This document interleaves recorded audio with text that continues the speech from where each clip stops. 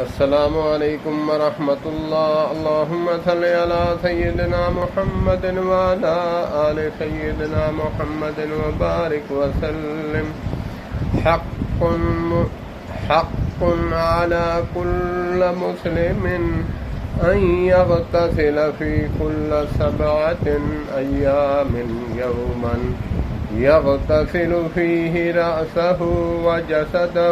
ترجمہ: ہر مسلمان پر اللہ تعالی کا حق ہے کہ 7 دنوں میں ایک دن ایسا ہو کہ جس میں اپنے سر اور بدن کو غسل دے، یعنی جمعۃ المبارک کی فضیلت آئی ہے کہ